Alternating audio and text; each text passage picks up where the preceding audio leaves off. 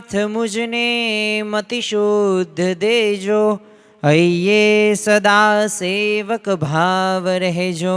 छो शब्दो मारा पण आप आवीने कहजो, राजी थई अक्षर भाव देजो, राजी थई अक्षर भाव देजो। श्री स्वामिनारायण भगवाननी जय। सियावर रामचंद्र भगवाननी जय। उमापति महादेवनी जय। दरेक दिव्य हरिभक्तों ने भावभर्या स्नेहभर्या जय स्वामी नारायण।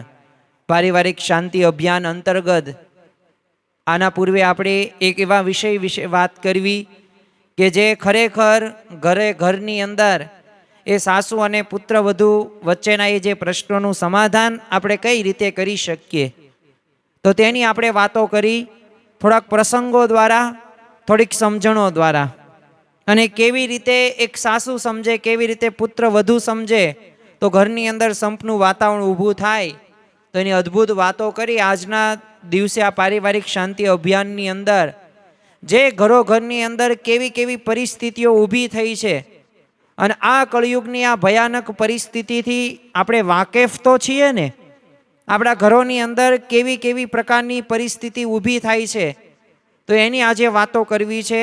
અને સાથે સાથે આજના દિવસે ઘર સભા પણ કેમ જરૂરી છે આપણા જીવનની અંદર, ઘરની અંદર, એના વિશે આપણે વાતો કરીશું। આમ તો આજનો યુગ એટલે કળયુગ। 4 યુગો હતા, એમાં સતયુગ, દ્વાપર, ત્રેતા અને અત્યારે ચાલે છે તે કળયુગ। આમ તો કળયુગ વિશે એવી પણ વાસ્તવિકતા વાતો કરવામાં આવે છે આપણે સંતોના મુખેથી અને કથા વાર્તાની અંદર સાંભળ્યું હશે કે હજી તો કળયુગ રહ્યો ને એ ઘોડિયાની અંદર હિંચકા જ તે પોતે એ ઝૂલે છે।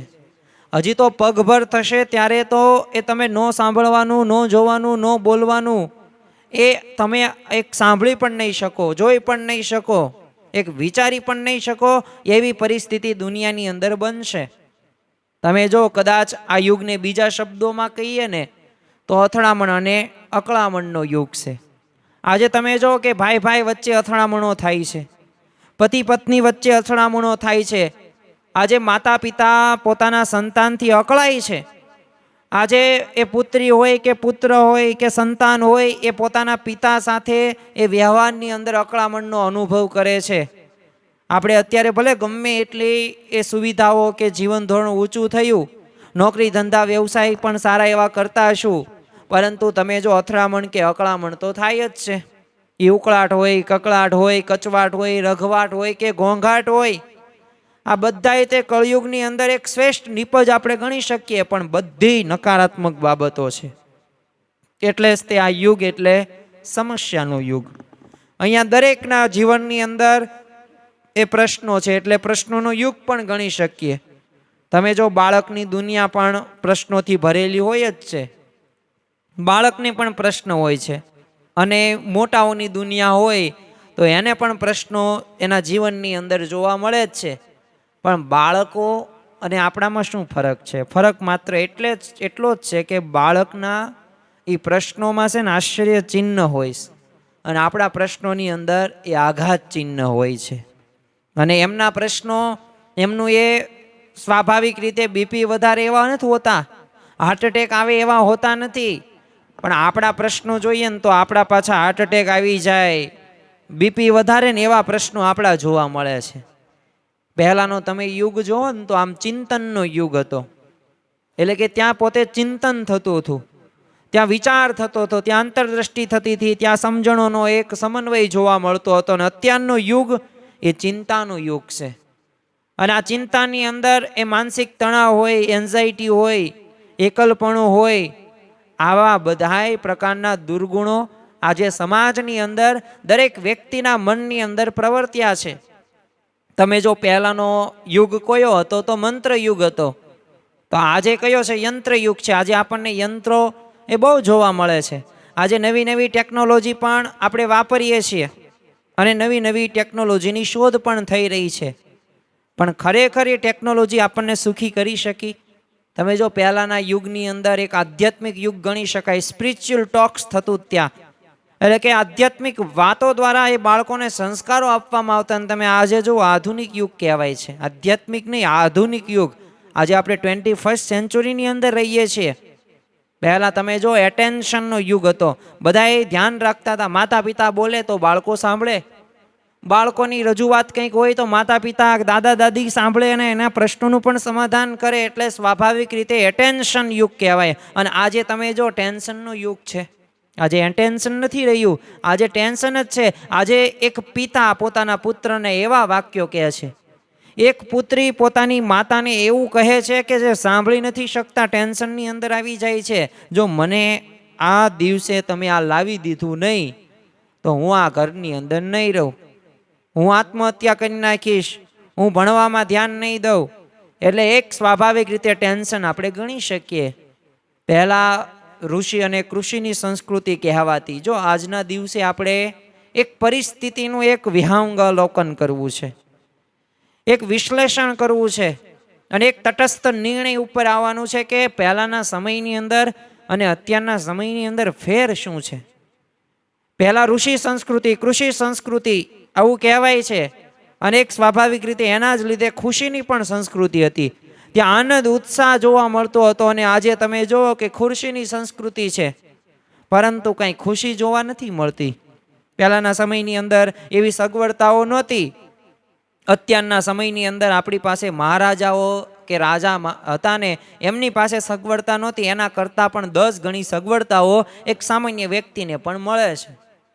તો જો આજે 21મી સદી ચાલી રહી છે, કદાચ થોડા ફેરફાર સાથે કહેવું હોય ને તો એટલું કહી શકાય કે આપણે સૌ 21મી સદીમાં નહીં, પરંતુ એક 20મી સદીની અંદર એક જીવી રહ્યા છીએ. જ્યાં જુઓ ત્યાં એક જ વાત, પ્રશ્નો પ્રશ્નો પ્રશ્નો.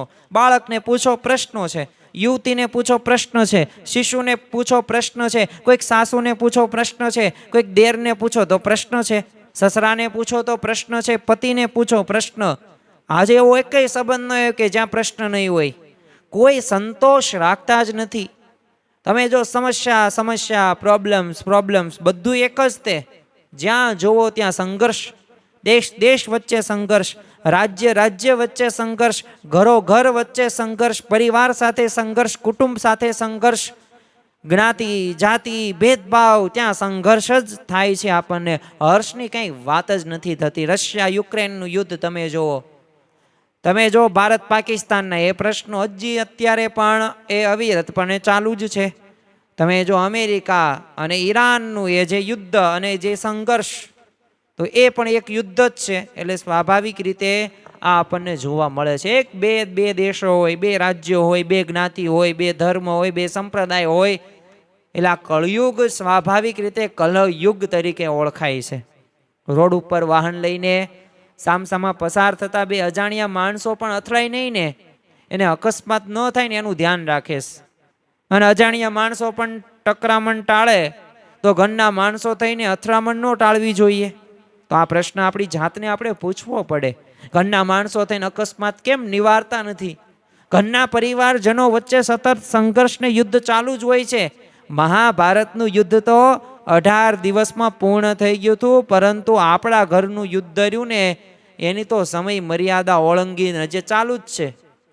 સમાધાન ઉપર આપણે આવતા જ નથી. તમે જો મહાભારતનું યુદ્ધ હોય ને તો એ ચાલુ જ હતું, પાંડવ અને કૌરવનું 18 દિવસ સુધી. પણ એ પહેલા દિવસે યુદ્ધ થતું ને તો એ યુદ્ધ રાત્રે વિરામ પામી જતું. તો સ્વાભાવિક રીતે એ 18 દિવસમાં એ બધો કાર્યક્રમ વ્યવસ્થિત ચાલતો હતો. ને અત્યારે તમે જુઓ કે ઘરમાં તો રાત્રે પણ યુદ્ધ ચાલે છે, અને અમુકનો દિવસ કરતાં તો રાત્રે વધુ થઈ જાય છે. એમાં સફેદ ધ્વજને ફરકાવવાનો કોઈ અવકાશ જ નથી મળતો આપણને. શાંતિ, પીસ રહ્યું ને એ અગત્યની બાબત છે. અને શાંતિ આપણે જ રાખી શકીશું જો આ પારિવારિક શાંતિ અભિયાનની અંદર આપણે સૌ કોઈ સંકલ્પ સાથે કટિબદ્ધ થવાનું છે કે અત્યારના સમયની અંદર પરિસ્થિતિ આવી છે, તો આ પરિસ્થિતિમાંથી આપણે કઈ રીતે બહાર આવવાનું છે.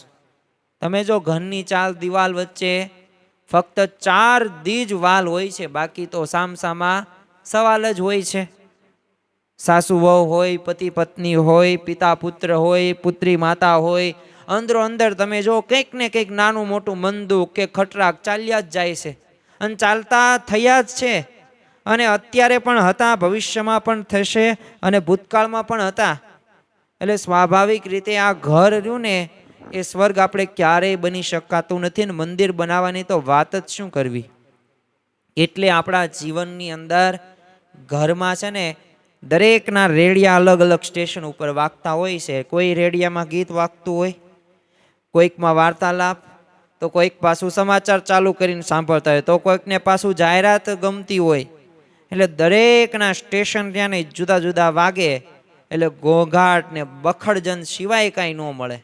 પરંતુ દરેકનો રેડિયો એક જ સ્ટેશન ઉપર વાગતો હોય તો કેવા મધુર ગીતો સંભળાય, કેવી એક સૂત્રતા જળવાય. અને એ ઘર સભાથી શક્ય છે. એટલે વિશ્વવંદનીય પ્રમુખ સાંઈ મહારાજે સબ દર્દો કી એક દવા ઘર સભાને કહી છે. પણ આજે જો કૂતરું ખેંચે ગામ ભણીને શિયાળ તાણે સીમ ભણી. આ જેવી પરિસ્થિતિ ઘરની અંદર જોવા મળે છે. એ જુદી જિંદગી છે મિજાજે મિજાજે, જુદી બંદગી છે નમાજે નમાજે. છે એક સમંદર થવું એટલે શું, છે એક સમંદર થવું એટલે શું, જુદા છે મુસાફર જહાજે જહાજે. ખરેખર આવું જ જોવા મળે છે. બધાયના મગજ પ્રમાણે વિચારો કંઈક અલગ અલગ જોવા મળે છે. તમે જો દરેક એ પોતપોતાના ઈષ્ટદેવ ભગવાનને એ બંદગી એટલે કે પ્રાર્થના કરે છે. એક જ સમંદર થયું એટલે શું, તો જુદા છે મુસાફર પણ જહાજે જહાજે. એટલે સ્વાભાવિક રીતે ભલે ઘર એક હોય પરંતુ એમાં સભ્યો તો ભિન્ન ભિન્ન સ્વભાવના હોવાના જ. તે અંજા ભિન્નતા હોય ત્યાં ખિન્નતા પ્રગટે પ્રગટે પ્રગટે જ તે. ત્યાં ઝઘડાઓ એ વધુ જ તે થશે. જ્યાં જ્યાં નજર નાખીએ ત્યાં બધે આ પરિસ્થિતિ જ તે આપણને દેખાય છે. પરિવારના સભ્યોમાં પરસ્પર જો આકર્ષણના બદલે એ આજે ઘર્ષણ વધુ જોવા મળે છે. ફક્ત આપણા ઘરને કુરુક્ષેત્ર તરીકે જાહેર કરવામાં નથી આવતું એટલો જ એક તફાવત છે. બાકી તો શસ્ત્ર વગરનું યુદ્ધ ઘરમાં સદાય ચાલતું રહે છે. માતા પિતાને પોતાના સંતાન પ્રત્યે કંઈક અસંતોષ હોય છે. કંઈક પુત્રને પોતાના પિતા પ્રત્યે એ કંઈક અપેક્ષા રાખતો હોય ને પૂરી ન થાય તો એને ન ગમતું હોય. તો ઘરમાં તમે જો આંગણને સદાય સમરાંગણ તરીકે જ પોતાનું યોગદાન આપવું પડે છે. અને ખરેખર એ 18 દિવસમાં કુરુક્ષેત્રની અંદર અક્ષોની સેના હતી ને, એ ગૃહસ્થ ક્ષેત્રમાં 5 કે 10 સભ્યોની સેના હોય છે. પરંતુ આખરે યુદ્ધ તો યુદ્ધ જ કહેવાય. એ પરિવારના સભ્યો સાથે કેવું વર્તન કરવું જોઈએ, કેવી વાણીનો વિવેક હોવો જોઈએ, આ આપણે શીખવાનું છે. તો જ પારિવારિક શાંતિ એ આપણા જ ઘરની અંદર આવશે. અને આ યુદ્ધ શાનું છે? આ યુદ્ધ છે સ્વભાવનું. સ્વભાવ એ સ્વાભાવિક રીતે આપણને ઘણી બધી વખત નડતર રૂપ છે. કોઈકને લોભનો છે, કામનો છે, ક્રોધનો છે, અપેક્ષા છે, તૃષ્ણા છે. અને આના લીધે જ તે એ ઘણી બધી વખત અથડામણ કે ટકરામણ એ ચાલે છે. તમે જો જંગલમાં રહેતા પરસ્પર વિરોધી સ્વભાવવાળા પ્રાણીઓ છે ને, જેમ એકબીજાના આમ ગુરકતા રહે ને એમ ઘરની અંદર તે અવાજ વિનાના ગુરક્યા ચાલતા જ હોય છે. અમુક પત્ની હોય, પતિને 5-7 દિવસથી બોલાવતા ન હોય, કામકાજ બધુંય કરે પણ બોલાવે નહીં. અને ત્યાં શું આડું આવે છે? ત્યાં એનો પોતાનો સ્વભાવ આડો આવે છે. ઘણી બધી વખત આવા સ્વભાવોના લીધે એ પ્રશ્નો વધુમાં વધુ બને છે. તમે જો દુનિયાની અંદર આજે કેના પ્રશ્નો છે? શું ખાવા મળતું નથી એના પ્રશ્નો છે? શું ગરીબીના પ્રશ્નો છે? શું બેરોજગારીના પ્રશ્નો છે? સારું ઇન્ફ્રાસ્ટ્રક્ચર નથી, ટેકનોલોજી નથી, એના પ્રશ્નો? જો પ્રશ્નો એના હશે, બધાય દેશોની અંદર અલગ અલગ જોવા મળશે. પરંતુ પ્રશ્ન એ નથી કે એ બધું નથી મળતું, બધું મળે છે. પણ પ્રશ્ન કેના છે? સ્વભાવના છે. અને આ સ્વભાવના લીધે ઘણી બધી વખત ઘણું બધું નુકસાન થતું જોવા મળે જ છે. એટલે આપણા જીવનની અંદર આપણે થોડુંક સમજવાનું, થોડીક પરિસ્થિતિને સમજીએ. ઘરોઘરની અંદર આવી પરિસ્થિતિ સર્જાય છે તો આપણે એ પરિસ્થિતિમાંથી બહાર આવવાનું. જો કોની વચ્ચે આ સંઘર્ષ ખેલાય છે? સાસુ વહુ વચ્ચે સંઘર્ષ થાય છે, પિતા પુત્ર વચ્ચે, પતિ પત્ની વચ્ચે. આમ અમુક વખત તો ફાઇનલ ને સેમિફાઇનલ આવી બધી મેચો સતત રમ્યા જ કરે છે. અત્યારે IPL મેચ ચાલે છે તો IPL મેચ તો છે ને 20-20 ઓવરની હોય એટલે એ મેચ પૂરી થઈ જાય. પણ આપણા ઘરની જે મેચો રહે ને એ પૂરી ક્યારેક થતી જ નથી. ટેસ્ટ મેચ કરતાં પણ આગળ નીકળી જાય અમુકની મેચું. પતિ પત્ની ન બોલાવતા હોય તો વર્ષો વર્ષો સુધી એ પોતે અબોલા લઈને ફરતા હોય. તમે જો પ્રથમ હસ્તે આપણે વાત કરીએ સાસુ વહુ, સાસુ અને વહુ એટલે શું, તો જાણે આમ ઉંદર ને બિલાડી એવું વાતાવરણ મોટા ભાગે આપણને જોવા મળે છે. પણ જો ગંગા સતી અને પાનબાઈ જેવી સાસુ વહુની જોડ તો ભાગ્યે જ નજરે ચડે. અને એટલું જ નહીં, એક સાસુ કોને કહેવાય, પુત્રવધુ કોને કહેવાય, તો ગંગા સતી પાનબાઈના જીવન જોઈ લો, એમના જીવન પ્રસંગો જોઈ લો. એક સાસુ પોતાની પુત્રવધુને શું ઉપદેશ આપે છે, વીજળીના ઝમકારે મોતીડા પરોવી લ્યો પાનબાઈ. એ વીજળીનો ચમકારો થાય ને એમાં તમે મોતીડા પરી લો, એવું અલ્પ એવું જીવન છે. જો ભગવાનનું ભજન કરો, આત્માનું કલ્યાણ કરો. આવા ઉપદેશો કોણ સાસુ પોતાની પુત્રવધુને આપે છે? આવી સમજણો આપણને ભાગ્યે જ કંઈક નજરે ચડે છે. વહુને પિયર યાદ ન આવે ને સાસુને દીકરી યાદ ન આવે. તો આવો પ્રેમ છે ને સાસુ વહુ વચ્ચે સ્થપાવવો જોઈએ. ટ્રેન ટુ પાકિસ્તાનના એક ખ્યાતનામ લેખક છે ખુશવંતસિંહ. હવે એમને એક છે ને પુસ્તક લખ્યું છે, ટ્રુથ, લવ એન્ડ લિટલ મેલાઇસ, એટલે કે સત્ય, પ્રેમ અને થોડીક ઘૃણા. તો આ પુસ્તકની અંદર છે ને એમણે એક જાતે નિહાળેલો અનુભવની વાત એમને કરેલી છે. ભારતના તે વડાપ્રધાન ભૂતપૂર્વ ઇન્દિરા ગાંધી અને એમના પુત્ર વધુ મેનકા ગાંધી. હવે એ જે અંતરાયો હતા અને વિસંવાદી હતી, એ બધી વાતો એની અંદર વર્ણવેલી છે. તો તમે વિચાર કરો, એક સામાન્ય માનવીના ઘર કરતાં પણ એ ઉતરતી કક્ષાનો એ ઝઘડો ભારતના એ વડાપ્રધાન ઘરમાં સાસુઓ વચ્ચે એ પોતે ત્યારે ચાલતો હતો. અને એ લેખકે એની અંદર જણાવેલું કે વડાપ્રધાનની રૂએ તે બંગલામાં શિસ્ત જરૂરી હતી, પરંતુ સંસ્કાર નહોતા. તો જો ગમે એટલા ઊંચા હોદ્દા પર હોય, પરંતુ આખરે સાસુ એ સાસુ. કૂતરો ખુરશી ઉપર બેસે તેથી કંઈ ભસવાનું બંધ કરતો નથી. એમ ગમે તે તમે હોદ્દા ઉપર હોય, પણ એ સાસુ જ તે, એ તમારો અહમ આડો આવે જ તે. અમુક વાર તો ઘણી બધી વખત આ અહંકારના લીધે જ તે, માનના લીધે જ તે આપણે આપણા પુત્ર વધુને કે સાસુને આપણે ગમે તેમ બોલી જઈએ છીએ, ગમે તેવું વર્તન પણ કરી દઈએ છીએ. સત્સંગમાં આવ્યા પછી તે તો જો આ જ ગજગરા અટકાતો નથી. સત્સંગના ઇતિહાસમાં અંદર આપણે એક સુપ્રસિદ્ધ વાત છે જે આપણે સાંભળેલી જ છે, પણ ટૂંકમાં અત્યારે આપણે કહીએ, મચ્છિયાના ફોઈબા પોતાની પુત્રવધુ સાથે અણબનાવ થયેલો હતો. એવી મજબૂત મડાગાંઠ પડી ગઈ, શ્રીજી મહારાજે જે પણ છોડાવી ન શક્યા. અને આખરે જો ભગવાનને કુરાજી કર્યા અને ભોજન પડતું મૂકીને સંતોન પંગતમાં ઊભા કરીને શ્રીજી મહારાજ મત્સ્ય ગામનો ત્યાગ કર્યો. તો જો સાસુ વહુના પ્રશ્નો, અરે સાસુ વહુના સંઘર્ષની અંદર સાસુ જ દોષિત હોય ને એવું નથી હોતું. ક્યારેક એક યોદ્ધાથી યુદ્ધ નથી ખેલાતું, એક હાથથી કંઈ તાળી ન પડે. એવી જ રીતે છે ને ઝઘડા માટે સાસુ ને વહુ છે ને બંને જવાબદાર છે. સંઘર્ષમાં બંનેનું એક જોઈન્ટ એકાઉન્ટ જ હોય છે. જેમ બેંકની અંદર અમુક કેવા ખાતા હોય, સિંગલ ખાતું હોય, સેવિંગ કયો કરંટ કયો, અમુક જોઈન્ટ ખાતું હોય. જોઈન્ટ ખાતું એટલે શું, બે વ્યક્તિનું ખાતું. તો બંનેની સહી સિવાય છે ને એ સ્વાભાવિક રીતે એમાં પૈસા તમે ઉપાડી ન શકો. એમ ઘણી બધી વખત છે ને બંનેની સહી સિવાય ખટરાગનો આરંભ થાય જ કઈ રીતે. એટલે સાસુ અને વહુ બંને એ પોતે સમજવાનું છે કે આપણી પણ કંઈક તો ભૂલ છે. અને એવી જ રીતે તમે જો એક તો સાસુ વહુનો આપણે જોઈ પરિસ્થિતિ, આજના દિવસે આપણે પરિસ્થિતિઓનું જ વર્ણન કરવું છે કે આપણા ઘરોની અંદર આ કળયુગની અંદર કે આધુનિક કે 21મી સદીની અંદર એક કલયુગ કેમ છે, કારણ કે ઘરની અંદર આવી પરિસ્થિતિ છે. આ પરિસ્થિતિનો આપણે નિવાડો લાવવો પડશે, સમાધાન કરવું પડશે. પતિ પત્નીનો સંઘર્ષ તમે જો ઘરના વાતાવરણને સ્થિર નથી થવા દેતો. એક વિદ્યાર્થીને છે ને શિક્ષકે મોટામાં મોટી લડાઈ વિશે બોલવા કીધેલું, તો વિદ્યાર્થી મૂંગો બનીને આમ ઊભો રહ્યો શિક્ષક સામે. બધા વિદ્યાર્થીઓ જોવે કંઈક તો બોલશે આ, તો કંઈ બોલે નહીં. તો શિક્ષકે કીધું, એલા બોલ તું, કંઈક તો બોલ. તો વિદ્યાર્થીએ શું કીધું, સાહેબ મારી બાએ છે ને ઘરની વાત છે ને બહાર કરવા ના પાડીશ. તો વિચાર કરો કે મોટા ભાગે આપણા બાળકોને પણ શિક્ષક પ્રશ્ન પૂછે ને તો આવો જ જવાબ આપવાનો વારો આવે છે. કોઈ વાર પતિ પણ આપત્તિ બની જાય, તો કોઈક વાર નારી પણ નારાયણની બનવાને બદલે શું કરે, નાગણી બની જાય. ખરેખર પુત્રવધુ એક લક્ષ્મી છે. સામે પતિને પણ પરમેશ્વરની ઉપમા આપવામાં આવેલી છે. બંને પોતપોતાના સ્થાનમાં સાચા જ છે. બસ સમજવાની કોશિશ કરવાની છે.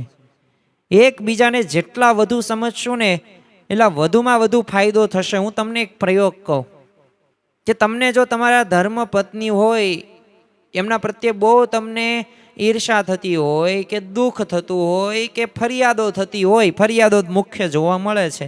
આમ નથી કરતી, આમ નથી કર્યું, મેં કીધું ત્યારે આમ ન કર્યું, આ કહી દીધું, ફલાણું ઢીકણું પૂછડું, આવું કેટલુંય તે આપણે યાદ રાખતા હોય. સામે તમારા ધર્મ પત્ની હોય ને તો તમારા પ્રત્યે તે પતિ પ્રત્યે શું રાખે? આ ફરવા લઈ જ નથી જતા, આ સારા કપડાં મને એ લાવી જ નથી આપતા, મારી સાથે સારો વ્યવહાર નથી કરતા, મને સમય નથી આપતા. તો આવા જ પ્રશ્નો એક પત્ની એ પોતાના પતિ તરફ કરે છે. અને બહાર પણ આવી જ વાતો કરે છે કે આમ નથી કર્યું, ફલાણું કરે છે, ઢીકણું કરે છે. ભાઈ આવું જ આપણે બોલતા હોઈએ છીએ. તો હું તમને એક પ્રયોગ કહું, જે આપણા ઘરમાં ઘણી બધી વખત એ શાંતિ નથી આવતી ને તો એનું કારણ એક આ પણ છે. શું આપણે નથી કરતા? સ્વાભાવિક રીતે ઘરની અંદર જમવા બેઠા હોય, જમવાનું સરસ મજાનું બનાવ્યું, તો આપણે વખાણ નથી કરતા. પણ ક્યાંક થોડુંક ખાટું, મોળું કે તીખું બની જાય તો તરત તે આપણે બોલી દઈએ છીએ. આ પહેલી ભૂલ કરીએ છીએ. એને વખાણ કરો. એ એટલું બધું કામ કરે છે તો એને તમે વખાણ કરો, સારા વાક્યો બોલો, એમાં બધું આવી જાય.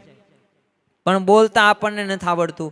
બોલશું તો આપણા મમ્મી પપ્પા આપણી પ્રત્યે કેવા વિચાર છે, અને બધાય મને એમ કહેશો તો આ તો કેવો છે, વહુ ગેલો છે. તો માતા પિતા તરફ આપણે બોલીએ, એમની પક્ષમાં રહીએ, તો પાછા બીજા લોકોએ ગામ તો શું કહેશે કે જો આ માવડીઓ છે. જો લોકને, માણસોને ક્યારેય ત્યાં આપણે સુધારી નહીં શકીએ. અને એની બહુ અપેક્ષા પણ નહીં રાખવાની કે આ બોલે, સારું બોલે તો જ મને સુખ થાય. એ જે આપણા મનની અંદર જે નકારાત્મકતા છે ને એને બહાર લાવવાની જરૂર છે. ખરેખર તો આપણે શું કરવાનું છે? હવે હું તમને બેસ્ટમાં બેસ્ટ ઉપાય કહું. આ એક્સપેરિમેન્ટ કરજો, પ્રયોગ કરજો તમારા ઘરની અંદર, જેથી શાંતિ શાંતિ અને શાંતિ થશે. શરૂઆતની અંદર જ તે તમને અનુભવ થશે કે ના કરવા જેવું. તમારે એક પિન પેજ લેવાનું, તમારા બાળકો સંતાનો ભણતા હોય એની પાસે એક પેજ લેવાનું અને બંનેને સામે સામે બેસી જવાનું. જેમ તમે કેમ લગ્નમાં એ બેઠા હતા આમ સામે સામે, અને એ જે ફેરા ફર્યા અને જે તમને અંતરમાં જે આનંદ હતો, ખુશી હતી, તો એવી જ રીતે બેસી જવાનું. પણ ક્યારેય બોલવાનું નહીં. તમારે તમારા ધર્મપત્નીના ગુણ લખવાના અને સામા પક્ષની અંદર એક પતિ તરીકે એક તમારા સ્વાભાવિક રીતના પતિના ગુણ લખવાના પત્નીને. એટલે અરસપરસ પતિ પત્નીના ગુણ લખે અને પત્ની એ પતિના ગુણ લખે. આવી રીતે ગુણ લખવાના. એક પેજમાં આ લખવાનું. બીજો પાછળના પેજની અંદર થોડુંક તમારે સ્પષ્ટતા સાથે લખી નાખવાનું કે મને જો આ તમે આજે મોડા આવો ને એ નથી ગમતું. હું જાણું છું તમને, તમે કામ હોય, કામ પ્રસંગ હોય, સ્વાભાવિક રીતે મીટિંગ કે એની અંદર મોડું થયું હોય ધંધા વ્યવસાયની અંદર, તો મને તમે અઠવાડિયા 2 દિવસ 1-2 કલાક તો તમે મને સમય આપો જ તે. તો આવી રીતે તમારે ચોખ્ખું લખી નાખવાનું, શરમ રાખ્યા વગર. અને સામા પક્ષની અંદર ગુણની અંદર તમે જે તમને સારું પોઝિટિવ દેખાય છે. જો દરેક વ્યક્તિની એક સિક્કાની 2 બાજુ સમાન હોય જ છે. કોઈ નકારાત્મક વ્યક્તિ કોઈ છે જ નહીં. દરેકમાં ગુણો પણ હોય છે, અવગુણો પણ હોય છે, પણ આપણે ગુણો જોવાના છે. અને તમને જે ન ગમતો એ સ્પષ્ટ એમને કહી દેવાનું, જેથી કંઈ વાંધો આવે નહીં. અને પછી તમારે અરસપરસ વાંચવાનું. પણ ક્યારે વાંચવાનું? બંને હોય ત્યારે નહીં. એક રૂમની અંદર તમારે પર્સનલ વાંચવાનું અને 5 મિનિટ એ વાંચીને તમારે વિચાર કરવાનો અને ગુણ આવી જશે. સામે પતિને પણ આ જ કામ કરવાનું. તો જો આવી રીતે સંબંધો ટકશે, આવી રીતે સંબંધોની અંદર સુખ આવશે. બાકી તો નકરા ઝઘડા જ થશે.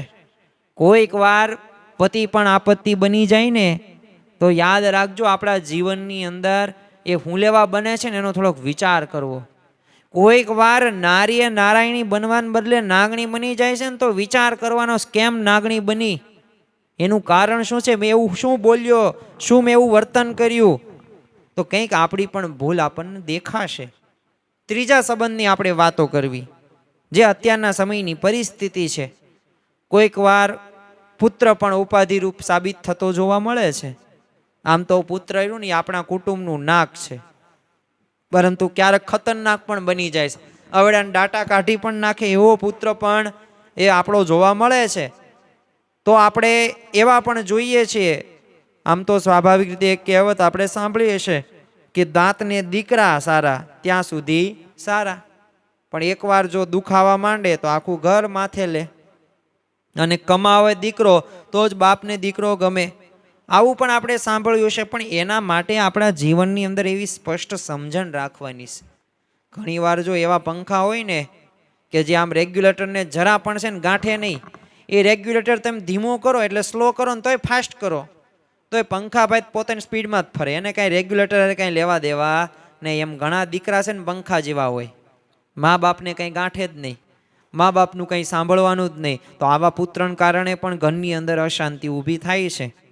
તો જો સંતાનોને બીપીની તકલીફ નથી હોતી, પણ સંતાનોને કારણે છે ને મા બાપને બીપીની તકલીફ પાસ તરત થઈ જાય છે. એટલે મા બાપને પુત્રની પિતા એક સ્વાભાવિક રીતે એ ચિંતા છે, એ સ્વાભાવિક છે. કંઈક એની ફરિયાદ અસંતોષ પણ છે. અને ઘણી બધી વખત એવા ઘરની અંદર એ ધૂંધવાયેલું અને ગૂંચવાયેલું વાતાવરણ ઊભું થાય છે. અને દરરોજ સૂર્ય એક નવો પ્રશ્ન લઈને એ સ્વાભાવિક રીતે ઘરમાં ઉગે પણ છે. પણ હવે આપણે થોડીક અંતરદ્રષ્ટિ કરવાની છે. એ જે જનરેશન ગેપ છે, પેઢીઓ વચ્ચેની જે ખાઈ છે ને એને આપણે નિવારવાની છે. ઘણીવાર ઘરની જવાબદારી વ્યક્તિ છે ને સંસારના આવા સંતાપથી કંટાળી જાય છે, અને ધીરે ધીરે એનો સ્વભાવ રહ્યો ને એ પણ ચીડિયો થઈ જાય છે, અને વાતની અંદર ગુસ્સે પણ થઈ જાય છે. એકવાર છે ને એક વિદ્યાર્થીને પ્રશ્ન પૂછવામાં આવ્યો કે નરસિંહ ભગવાન એ પ્રગટ થયા ત્યારે કેવા લાગતા હતા? તે વિદ્યાર્થી કે મારા પપ્પા જેવા. તે પિતાશ્રીઓ તમે જો 24 કલાક લાલચોળ તપેલા હોય તો હવે બાળક બીજો જવાબ શું આપે? ભગવાન નૃસિંહ તો એકવાર પ્રગટ્યા, પરંતુ પિતામાં તો નૃસિંહનો અવિભાવ વારંવાર જોવા મળે છે. તો જો નરસિંહ ભગવાને તો પ્રગટ થઈને પ્રહલાદની રક્ષા કરી, પરંતુ બાપુજીના નરસિંહ તત્વને કારણે તો ઘરની સુરક્ષા જોખમાય છે. થોડીક અંતરદ્રષ્ટિ કરવાની. ગુસ્સાના કારણે એ ઘરનું એ વાતાવરણ રહ્યું ને એ તંગ બની જાય છે, અને વાતાવરણના એવા કારણે જ તે એ ઘરમાં જંગ પણ છેડાઈ જાય છે, અને વિભક્ત કુટુંબ પણ એ બની જાય છે. સંયુક્ત કુટુંબ નહીં, વિભક્ત કુટુંબ. ઘણીવાર જો આવા જ પ્રશ્નોની તંગ આવી જાય, શાંતિ મેળવવા માટે તમે જુઓ કે તમારો જ પુત્ર હોય ને એ વ્યસને ચડી જાય છે, દારૂ પીવે છે, માંસાહાર કરે છે, ન બોલવાનું, ન જોવાનું, ન એવા મિત્રો સાથે રહેવાનું, તો ત્યાં પણ પોતે રહે છે. અને આ વ્યસનો ભલે ઘડીક એને આભાસી શાંતિ આપતા હોય, પણ એ પછી ધીમે ધીમે એવા અઠંગ વ્યસની બની જાય છે, અને દુઃખને ટાળવા જતા ઉપરથી દુકાળમાં અધિક માસ જેવી પરિસ્થિતિ સર્જાય છે. ઓલું કહેવાય ને બકરું કાઢતા ઊંટ પેસે, એના જેવી હાલત થઈ જાય છે. તો વ્યસનથી શાંતિ નથી થતી એ સ્વાભાવિક રીતે એક આભાસી છે. પણ એના કારણ શું છે? એનું કારણ એ જ છે કે આપણા જીવનની અંદર આપણે જે આપણા સંતાનને સાચા માર્ગ ઉપર એને સંસ્કારો જે આપવાના છે એ આપણે નથી આપી શક્યા. તો હવે આપણે જાગવાની જરૂર છે. જેમ જાપાનને કહેવાય છે the rising sun of Japan, ઉગતા સૂરજનો દેશ એટલે જાપાન. એમ જાગ્યા ત્યારથી સવાર, જો બીત ગઈ સો બાત ગઈ, જે વહી ગયું એ જવા દો. પણ હવે શું કરવાનું છે? તો એનું આપણે નિત્ય અનુસંધાન રાખવાનું છે. કોઈ વાર જ્યોતિષ વિદ્યાનો સહારો લઈને સાંત્વના મેળવવાનો પ્રયાસ કરે છે, પરંતુ ગ્રહ શાંતિ દ્વારા પણ ગૃહ શાંતિ થતી નથી. મોટો ગ્રહ તો એકબીજાનો પૂર્વગ્રહ છે, વાદ ભૂલી જવાય છે. એ પણ એક ગ્રહ સુખી કરે ને એક ગ્રહ દુઃખી કરે છે. તો જો પૂર્વગ્રહ રહ્યો ને એ આપણને દુઃખી કરે છે, અને ભગવાનનો અનુગ્રહ રહ્યો ને તો એ આપણને સુખી કરે છે. તો આ વાત આપણે ભૂલીને આપણે જો ઘણી બધી વખત એવી રીતે ચક્કર ગ્રહોની ચક્કરમાં આવી જઈએ છીએ, પણ આપણું ભવિષ્ય છે ને આપણા હાથમાં જ છે. પણ હવે આપણે જાગવાની જરૂર છે. એક પતિ પત્ની છે ને રસ્તા ઉપરથી પસાર થતા હતા, તો એક જ્યોતિષે છે ને ત્યાં બેઠેલો, એટલે પતિએ જ્યોતિષીના હાથ બતાવ્યો, એટલે પત્નીએ પૂછ્યું તમે આ શું કરો છો? તો પતિ કે મારું ભવિષ્ય જોવડાવું છું. તો પત્ની કે ચાલો ચાલો, કંઈ જોવડાવવું નથી, તમારું ભવિષ્ય રહ્યું ને મારા હાથમાં છે. જો ખરેખર છે ને સુખી જીવનનું રહસ્ય કોના છે? એકબીજાના હાથમાં જ છે. પરંતુ આ વાત આપણા ધ્યાન બહાર જતી હોય છે, અને સંસારની આવી પાર વગરની આધિ વ્યાધિ અને ઉપાધિ હોય પાછી.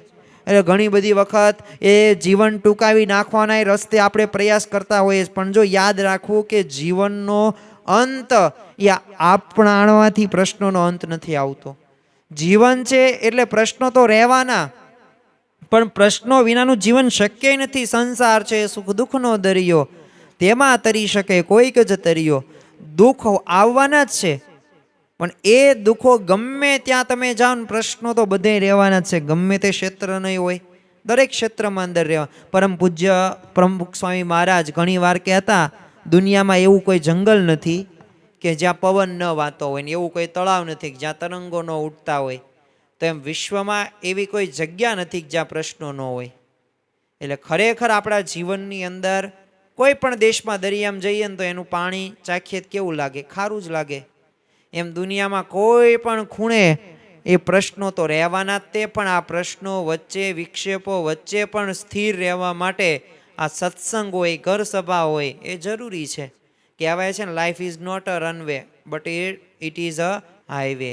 જીવન એ કાંઈ એરપોર્ટની કાંઈ હવાઈ પટ્ટી કે રનવે નથી કે સીધું કે સપાટ એ નથી જોવા મળતું. એ તો હવાઈ પટ્ટી, એ રનવે ઉપર બમ કે ખાડા ટેકરા કશું ન આવે. તમને ખબર છે, કોઈ વાહન પણ સામે ન હોય ને અથડાય નહીં, પણ હાઈવે ઉપર કંઈક અચાનક ખાડો આવી જાય, બમ્પ આવે, વળાંકો આવે, કંઈક ને કંઈક આવ્યા જ કરે. ઓચિંતું અમુક વાર બકરું આવી જાય, કૂતરું વાહન વચ્ચે આવી જાય. તો એમ જીવનમાં પણ છે ને એ સુખ દુઃખની અંદર એ બમ્પ ને ખાડા ટેકરા અને અણધાર અવરોધો આવવાના જ છે. જેમ બારી બારણા વિનાનું ઘર ન હોય ને, એમ પ્રશ્ન વિનાનું જીવન જ ન હોય. કબરને બારી બારણા ન હોય, ઘરને તો હોય ને. એમ જીવન છે તો પ્રશ્નો છે જ તેને. એ પ્રશ્નોની વચ્ચે જીવન સુખ શાંતિથી વીતે તો એવો રાહ છે ને આપણે શોધવાનો છે. ને એવો રાહ આપણને મળી ગયો છે 1970ની અંદર. એ પ્રમુખ સાંઈ મહારાજે ઘર સભાની વાત કરી. આના પછીના તે પારિવારિક શાંતિ અભિયાનની અંદર એ આપણે ઘર સભા વિશે વિશેષ વાતો કરવાના છીએ. પણ આજના દિવસે આપણે બધાએ એક વિષય વિશે વાત કરવી છે, ને તે છે આજના સમયની એ પરિસ્થિતિ ઘરોની. સાસુ વહુ પ્રત્યે એ કેવી ભાવના ધરાવે છે, કેવી પરિસ્થિતિ છે.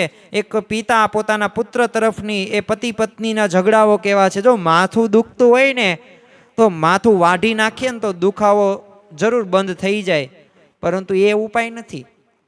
એમ પ્રશ્નોથી ત્રાસી જઈને જીવનનો અંત લાવી દેવો એ પણ યોગ્ય નથી. બારી ઉગાડી રાખી પવનનો સ્વાદ માણી શકાય ને દીવો બુજાય પણ નહીં, તો એવો ઉપાય આપણે કરવાનો છે. જો પવનની મજા પણ માણી શકાય અને દીવો પણ બુજાય નહીં, અને એ ઉપાય રહ્યો ને એ જ સર્વશ્રેષ્ઠ ઉપાય છે. અને આવો ઉપાય આપણને સાચા સંત જ બતાવતા હોય છે. કહ્યું છે ને, બળતો જળતો આત્મા સંત સરોવર જાય. બળતો જળતો આત્મા સંત સરોવર જાય, સત્સંગ રૂપી લહેરમાં તરત ટાઢો થાય. એ બળતો જળતો આપણો આત્મા છે, આપણું મન છે, આપણું હૃદય છે. ખરેખર તો આત્મા તો સુખરૂપ છે, અમર છે, અજર છે, અવિનાશી છે. પરંતુ એ આપણે આ દેહને સાચું રૂપ માની લીધું છે. એટલે ઘણી બધી વખત પ્રશ્નો કે આ મારા કાકા, આ મારો ભાઈ, આ મારી બહેન, આ મારો દેહ, આ મારું નાક કાન, મારું નામ, મારું જ્ઞાતિ, મારી કુળ. પણ જો સંસારથી તૃપ્ત અને અતૃપ્ત જીવ જ્યારે સાચા સંતને શરણે જાય ને, ત્યારે તે સંત એને શાંતિનો રાહ ચિંતા હોય છે. નરસિંહ મહેતાએ પણ કહ્યું છે ને, શાંતિ પમાડે એને સંત કહીએ. અને ખરેખર સંત તો બધાયના પરમ હિતકારી છે. એના ચિત્તમાં દરેકનું હિત સમાયેલું છે. દરેકનું શ્રેય થાય ને, દુઃખમાંથી મુક્ત રહી શકે ને એવી ભાવના એ સાચા સંતના દિલની અંદર, હૃદયની અંદર એ સદાય જોવા મળે છે. એટલે જ તે એમને એ જો સ્વાભાવિક રીતે આપણા ઘરની અંદર મંદિરિયામાં જે આપણે અગરબત્તી કરીએ તો અગરબત્તીની ઉપમા એ સંતને આપવામાં આવે છે. શા માટે? કારણ કે પોતે સળગે બીજાને સુવાસ આપે છે. એટલે પ્રથમ તો સંસારમાં ઊભા થતા પ્રશ્નો અને દુઃખોનું કારણ છે ને આપણે શોધવાનું, પછી એનું આપણે નિવારણ કરવાનું. અને જો આપણે બધાય સીધો દુઃખનો ઉપાય શોધીએ છીએ, પણ જ્યારે સંત છે ને એ દુઃખનું કારણ શોધે છે. દુઃખનો ઉપાય આપણે શોધીએ પણ ખરેખર આપણને ઉપાય મળતો નથી, કારણ શોધવું પડે. કારણ કયું છે?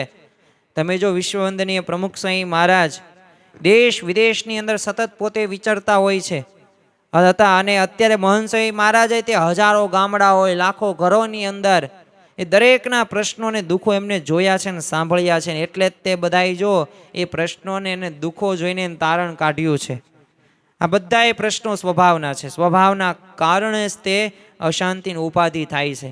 અને આ સ્વભાવને એ દુઃખો ટાળવા માટે બીજી કોઈ એ દવા કામ લાગે એમ પણ નથી. એ પાવક કુ જલબુંદ નિવારણ સૂરજ તાપ કુ છત્ર કિયો હે, વ્યાધિ કુ વેદ તુરંગ કુ ચાબુક ચોપગુ કે વૃક્ષ દંડ કિયો હે, અસ્થિ મહામદ કુ કે અંકુશ ભૂત પિશાચ કુ મંત્ર કિયો હે, ઓસડ હે સબકો સુખકારક સ્વભાવ કો ઓસડ નાહી કિયો હે. એ આગનું નિવારણ છે ને શું છે? પાણી છે. છત્રથી સૂર્યનો તાપ નિવારી શકાય. રોગનું નિવારણ એ વૈદ્ય એટલે કે ડૉક્ટરથી થઈ શકે. તોફાની ઘોડાને ચાબુકથી નહીં વશમાં રાખી શકાય. એ ચાર પગા પશુઓને તમે દંડો મારો, હાથીને અંકુશ દ્વારા વશમાં લઈ શકો. ભૂત પિશાચ હોય ને તો ઉપાધિ હોય મંત્ર દ્વારા દૂર કરી શકાય. પરંતુ સ્વભાવ ટાળવાનું ઔષધ તો જગતની અંદર ક્યાંય મેડિકલ સ્ટોર્સની અંદર કે ડૉક્ટર એ કંઈ લખીને આપતાય નથી ને એવું મળતું પણ નથી. એટલે આ એક એક સ્વભાવ રહ્યા ને એ ગિરનાર જેવા મોટા છે અને એ સ્વભાવને આપણે ટાળવા પડશે. અને એ સ્વભાવના પ્રશ્નો ટાળવા માટે તો સમજણ સિવાય બીજો કોઈ ઉપાય જ નથી. કારણ કે સંત સુખી સંસાર મેં, રાજા ભી દુખિયા, રંક ભી દુખિયા, ધનપતિ દુખિત વિકાર મેં, વિના વિવેક ભેખ સબ દુખિયા, જૂઠો તન અહંકાર મેં.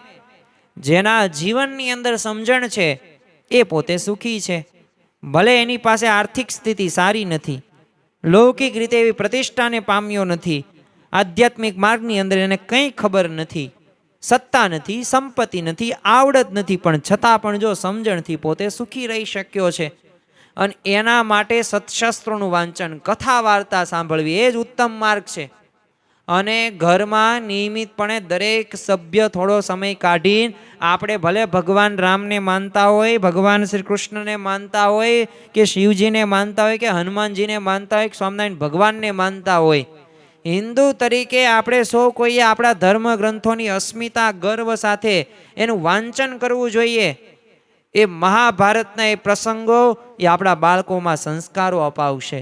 એ રામાયણના એ પ્રસંગો, ભાઈ કોને કહેવાય, પુત્ર કોને કહેવાય, એક પત્ની કોને કહેવાય, તો એ આપણને સંસ્કારો ત્યાંથી પ્રાપ્ત થશે. તો ત્યાંથી આપણા પ્રશ્નોનું ઓટોમેટિક સમાધાન થઈ જશે. તો જો દરરોજ નિશ્ચિત સમયે ઘરના સભ્યોએ આ સમૂહ મિલન યોજાવું જ પડશે, તો જ આધ્યાત્મિક ગોષ્ઠી થશે, તો જ લાભ થશે. અને એને જ પ્રમુખ સ્વામીમાં આજે ઘર સભા કીધી છે. આના પછી આપણે વિશેષ વાતો કરવી છે. કારણ કે આપણા જીવનની અંદર આ ઘર સભાના લીધે જ તે આપણે શાંતિ એ પામી શકીએ છીએ. બાકી ગમે ત્યાં તમે જાઓ એ શાંતિ રહેવાની જ નથી. પહેલાંના સમયની અંદર એ શાંતિ રહેતી હતી. ઘરની અંદર સમજણો હતા, મતભેદો મનભેદો નહોતા. એનું મુખ્ય કારણ હોય તો ઘરના બધાય સભ્યો ભેગા થતા હતા.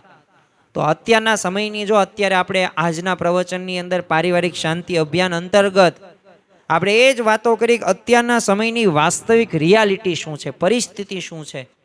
ટૂંકમાં એટલું જ સમજવાનું છે. પૈસા કે ધન કે સંપત્તિ કે આવડત કે એ બધા કે ગમે એટલા સંબંધો હોય એનાથી ઘરની અંદર શાંતિ નહીં રહે.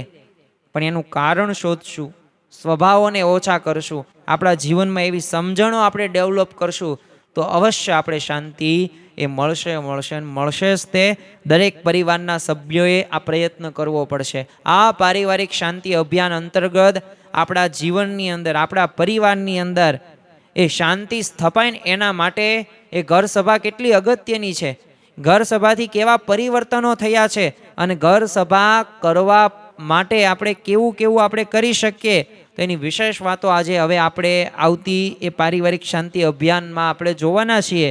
પણ આજના દિવસે આપણે એક સંકલ્પ સાથે આગળ વધીએ કે ધન સંપત્તિ કે પૈસા તો એ સુખી કરશે નહીં, પરંતુ અમારામાં રહેલા એ સ્વભાવો રહ્યા ને એને અમે ઓછા કરી શકીએ, ધીમે ધીમે ઓછા કરી શકીએ.